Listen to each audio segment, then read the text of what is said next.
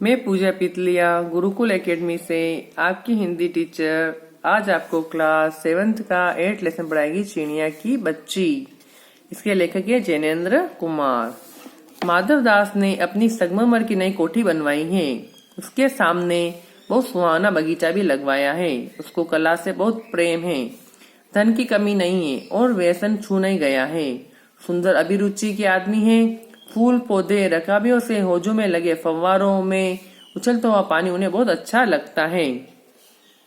समय भी उनके पास काफी है। शाम को जब दिन की गर्मी ढल जाती है और आसमान कई रंग का हो जाता है, तब कोठी के बाहर चबूतरे पर तख्त डलवाकर मस्जिद के सारे मतलब तकिए के सारे वह गलीचे पर बैठते हैं और प्रकृति की छटा निहारते हैं। इनमें मानो उनके मन को तृप्ति मिलती है।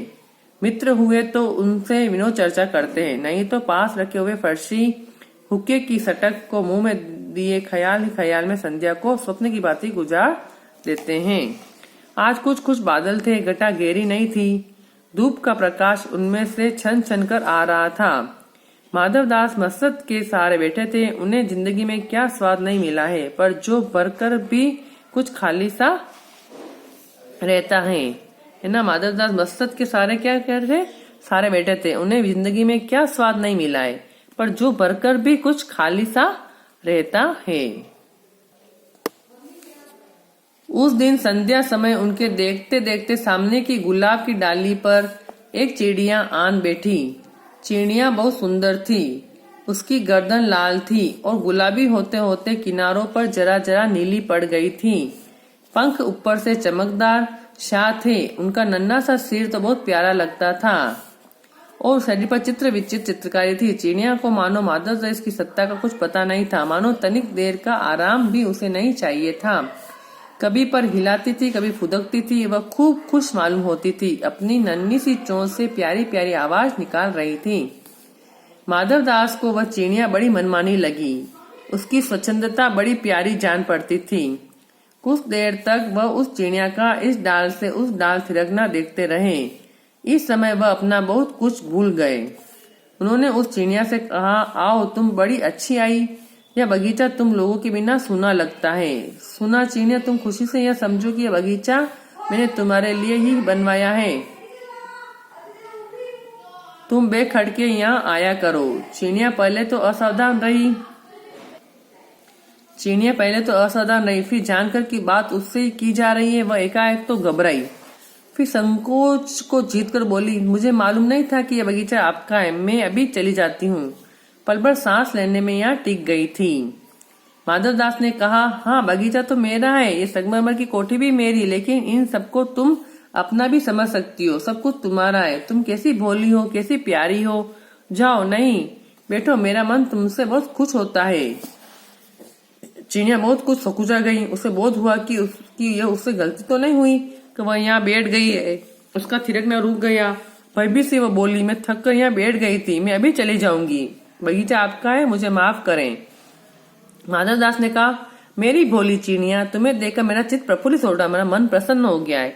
मेरा महल भी सुनना है, वहाँ कोई चहचहाता नहीं। तुम्हें देखकर मेरी रागनियों का जी बहलेगा। तुम कैसी प्यारी हो, यहाँ तुम क्यों न रहो।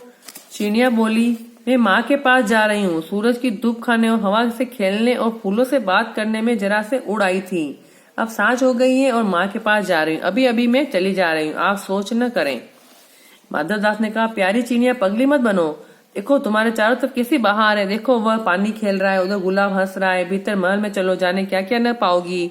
मेरा दिल वीरान है। वहाँ कब हंसी सुनने को मिलती है। मेरे पास बहुत से सोना मोती है। सोने का एक बहुत बड़ा सुंदर घर है, मैं तुम्हें बना दूंगा।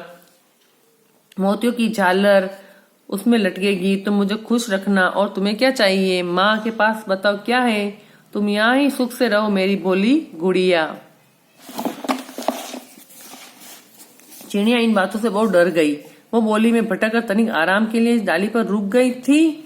अब भूलकर भी ऐसी गलती नहीं होगी। मैं अभी यहाँ से उड़ी जा रही हूँ। तुम्हारी बातें मेरी समझ में नहीं आती है। मेरी माँ के घोंसले के बाहर बहुत सुनहरी धूप बिखरी रहती है। मुझे और क्या करना है। 2 दाने माँ ला देती है और जब मैं पर खोलने बाहर जाती हूँ तो माँ मेरी बाट देखती रहती है। मुझे तुम और कुछ मत समझो, मैं अपनी माँ की हूँ। माधवदास ने कहा, बोली चिड़िया तुम कहाँ रहती हो, तुम मुझे नहीं जानती हो। चिड़िया, मैं माँ को जानती हूँ, भाई को जानती हूँ, सूरज को और उसकी धूप को जानती हूँ, घास पानी और फूलों को जानती हूँ। महामान्य तुम कौन हो, मैं तुम्हें नहीं जानती। माधवदास, तुम बोली हो चिड़िया, तुमने मुझे नहीं जाना, तब तुमने कुछ नहीं जाना। मैं ही तो हूँ सेठ माधवदास, मेरे पास क्या नहीं है, जो मांगो मैं वही दे सकता हूँ। चिड़िया, पर मेरी छोटी सी जात है, आपके पास सब कुछ है, तब मुझे जाने दीजिए। माधवदास, चिड़िया तू नीरी अनजान है, मुझे खुश करेगी तो मैं तुझे माला माल कर सकता हूँ। चिड़िया, तुम सेठ हो, मैं नहीं जानती सेठ क्या होता है, पर सेठ कोई बड़ी बात होती होगी, मैं न समझ ठहरी। माँ मुझे बहुत प्यार करती है, वह मेरी राह देखती होगी, मैं माला माल होकर क्या होंगी, मैं नहीं जानती माला माल किसे कहते हैं, क्या मुझे वह तुम्हारा माला माल होना चाहिए। सेठ, अरे चिड़िया तुम्हें बुद्धि नहीं है, तू सोना नहीं जानती, सोना उसी की जगत को तृष्णा है, वह सोना मेरे पास ढेर का ढेर है, तेरा घर समूचा सोने का होगा। ऐसा पिंजरा बनाऊंगा कि कहीं दुनिया में न होगा, ऐसा कि तू देखती रह जाए, तू उसके भीतर थिरक फुदक कर मुझे खुश करियो, तेरा भाग्य खुल जाएगा, तेरे पानी पीने की कटोरी भी सोने की होगी। चिड़िया, वह सोना क्या चीज होती है सेठ, तू क्या जानेगी, तू चिड़िया है जो है। सोने का मूल्य सीखने के लिए तुझे बहुत सीखना है। बस यह जान ले कि सेठ माधवदास तुझसे बात कर रहा है, जिसे मैं बात तक कर लेता हूँ उसकी किस्मत खुल जाती है। तू अब भी जग का हाल नहीं जानती। मेरी कोठियों पर कोठियां हैं, बगीचों पर बगीचे हैं, दास दासों की संख्या नहीं है, पर तुझसे मेरा चित्त प्रसन्न हुआ है। ऐसा वरदान कब किसी को मिलता है। री चिड़िया, तू इस बात को समझती क्यों नहीं। चिड़िया, सेठ मैं नादान हूँ, मैं कुछ समझती नहीं, पर मुझे देर हो रही है, माँ मेरी बाट देखती होगी। सेठ, ठहर ठहर कर, अपने पास के फूल को तूने देखा, यह एक है, ऐसे अनगिनत फूल हैं, ऐसे अनगिनत फूल मेरे बगीचों में हैं, वे भांति भांति के रंग के, तरह तरह की उनकी खुशबू है। चिड़िया, तूने मेरा चित्त प्रसन्न किया है और वे सब फूल तेरे लिए खिला करेंगे। वहाँ घोंसले में तेरी माँ है, पर माँ का क्या।